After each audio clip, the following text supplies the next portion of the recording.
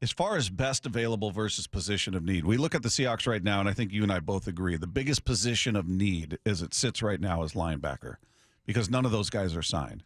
I don't know who's coming back. You think Jordan's coming back? Maybe he doesn't. You never know what happens. So right now, you don't have Bobby, free agent. Jordan, free agent.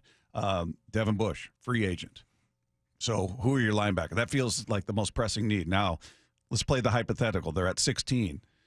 Maybe the best linebacker in the draft is available for whatever reason at 16. He's sitting right there. But they've got maybe, I don't know, a safety rated higher than him, a guard rated higher than him. Just playing out the hypothetical. Do they take that safety or guard ahead of a linebacker who may be the best linebacker available? Yeah. Apparently. Because that's what there's got to be exceptions to the rule, right? Yeah. It's not absolute. No matter what, even if it's a running back, we've got a stable of running backs, but the best player, our highest rated player at 16 is sitting there, and it's a running back. Even though we desperately need a linebacker, we're going to still take that running back. I'll tell you what, you look at like offensive coordinators and you see on their grease board and they've got all these plays and everything. I think this is like times 10 with their board that they have. They have an entire wall that is, their draft board basically, and nobody can go in that room and look at it and, see where they have guys ranked. Except for Stink, he could go in there. Yeah, he probably could. Yeah. Mark Schlereth, who gets treated like a king every time he comes out here. But, yeah, and I think that there's some kind of a formula where I think most of the time John is very sure about who he's going to pick and has a plan. And like, okay, if we get to that point and we don't have a linebacker here that we think is worthy of a 16th pick, then we're going to get it another way and have a plan B for that, meaning, trade for somebody or pick somebody up in free agency and things like that. So I feel like there's a formula, and I don't think it comes down to, okay, this is kind of how I'm feeling right now. I think he has a very mechanical process that, okay, I'm not going to violate this rule. I'm not going to go outside of this. And if it means that, it does violate this rule, then I'm going to trade back. And I'm going to, try to get it somewhere later. Because, look, we see all this Byron Young, third rounder, you said. Mm-hmm. I mean, that's a guy that you could bring in and he'd start for you. But nobody knew it at that time. And so it's going to be, I think, for him. And I think that's a particularly difficult position because you really don't have any linebackers. I mean, no offense to John Radigan's a good player, no question. But really, he's like a special team guy. And Ballore. Nick Ballore is the other guy. So yeah, I mean, that's a pretty desperate situation that you're looking at there. And, maybe they re-signed Devin Bush before the draft. And, it makes it a little bit less pressing, but I think the big thing is going to be, I kind of speculated that maybe Mike McDonald is going to want to bring either Patrick Queen or Roquan Smith, with him. And I think I'd be okay with that. Yeah. So whether it's a trade or free agency, whatever, bringing those guys with, I think that's a pretty important position. And I don't know if Patrick Queen, if he called the huddle or anything like, I think it was both him and Roquan Smith, but that's kind of your leader at middle linebacker. And, that's a guy that you're replacing a legend.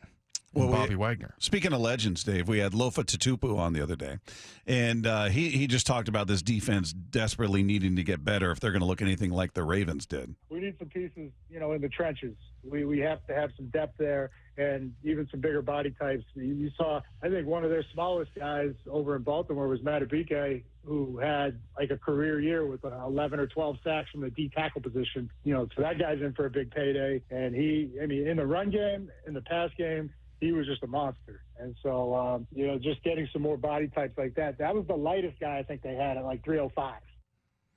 Now, when you start thinking about that, you start to go, they're in a pretty good position quarterback-wise because Geno's a good quarterback. Mm-hmm. So as far as like how much you take up of your salary cap and things like that, and then how you move in the draft, it makes it much more flexible for Schneider having a guy that's priced at what Geno's priced at.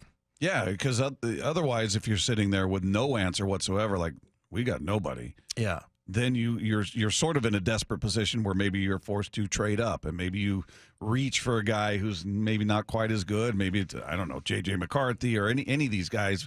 every year we talk about a list of 5 quarterbacks, and they're all can't miss, and then some miss. It's just how it goes. So yeah, I like that they're not in a position where they're going to have to reach. Where hey, you got the luxury of in NFL dollars, a very team-friendly contract when it comes to Geno Smith. Quarterback, yeah. A guy that you trust. Yeah, he needs the right, situation around him for him to truly find his peak. He's not Mahomes, who can create the way Mahomes can when a play falls apart. He's not that caliber, but he's a guy, if you give him the time and the protection, he's going to find the open man. He's the least of your problems right now. The other guy, too, I would mention is this the third year of DK Metcalf's contract, or is this the second? I thought they got a total steal of a deal with him when they signed him, because it was a 3-year deal worth, I think, $76 million.